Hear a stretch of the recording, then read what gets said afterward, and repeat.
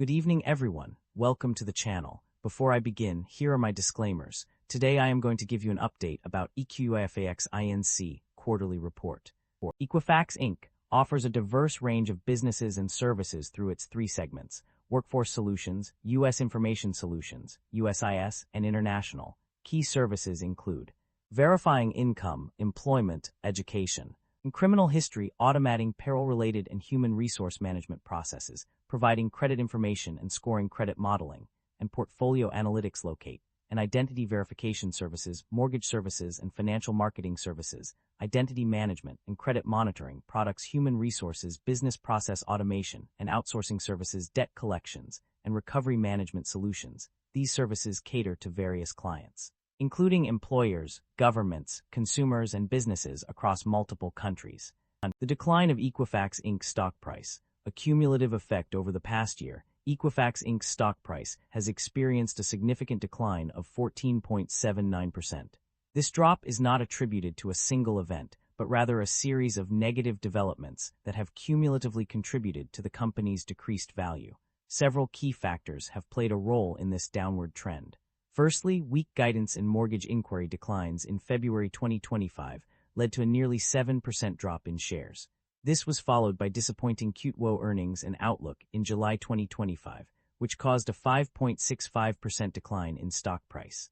Furthermore, the launch of FICO's direct mortgage licensing program in October 2025 resulted in a 9.4% plummet in EQUIFAX's stock. This initiative allows mortgage companies to bypass credit bureaus like EQUIFAX, potentially eroding a significant revenue stream for the company. These individual events, while not catastrophic on their own, have collectively contributed to the overall decline in EQUIFAX's stock price. The consistent negative news regarding mortgage market challenges and disappointing financial outlooks has compounded over the year, leading to the current 14.79% drop. The primary drivers of revenue growth or decline for a company can be attributed to several key factors. On the growth side, the company's Verifica services and Informat solutions online have consistently shown significant increases in revenue, with growth rates ranging from 5% to 12%. The Workforce Solutions segment has also experienced steady growth, driven by an 11.2% increase in U.S. Information Solutions revenue. In addition, the company's International segment has seen a 6% increase in revenue, while financial marketing services have shown a 9% growth rate. These positive trends are largely driven by the growth of online information solutions and mortgage revenue. On the decline side, employer services have experienced a 4% decrease in revenue, primarily due to declines in A-9, unemployment claims, and ACA revenue. The Asia-Pacific region has also seen a decline in India. Other factors that can impact revenue include changes in servicing needs, new product offerings, acquisitions or divestitures, introduction of significant new technologies, foreign currency fluctuations, general rate of inflation, U.S. economic activity, GDP growth, mortgage credit activity in the U.S., and interest rates.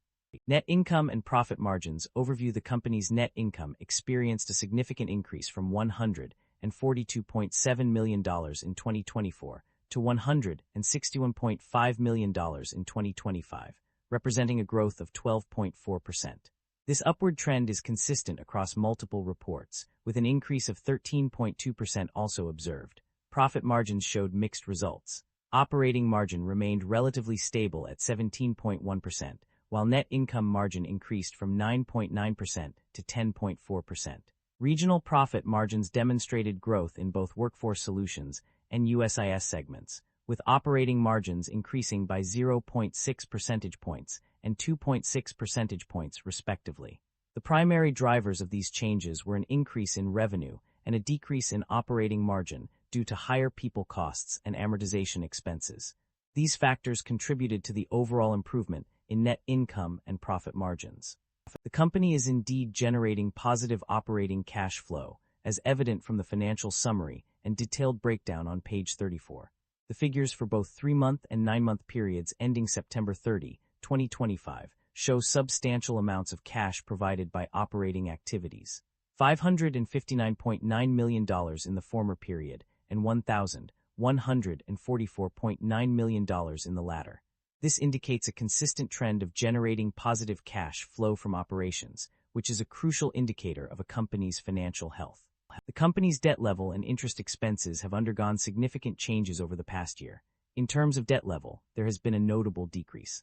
Long-term debt decreased by 6%, while total debt saw a decline of 12% from $5,037.7 million to $4,835.6 million. This trend is consistent across various periods, including Q3 and 9/2025. Interest expenses have also seen a substantial decrease. Interest expense dropped by 7.3% in 2025 compared to the previous year. Furthermore, interest expenses for both Q3 and 9/2025 showed a decline of 8% and 12%, respectively.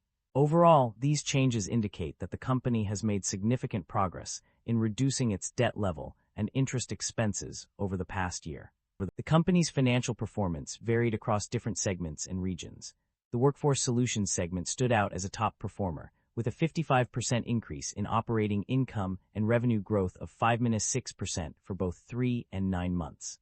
The International segment also showed improvement, with revenue growth of 6-4% over the same period. On the other hand, the U.S. Information Solutions (USIS) segment struggled to match the performance of Workforce Solutions, with slower revenue growth. Employer Services also experienced a decline in revenue, partially offset by the growth in Workforce Solutions. Additionally, the North America region is expected to grow at a lower rate due to economic uncertainty.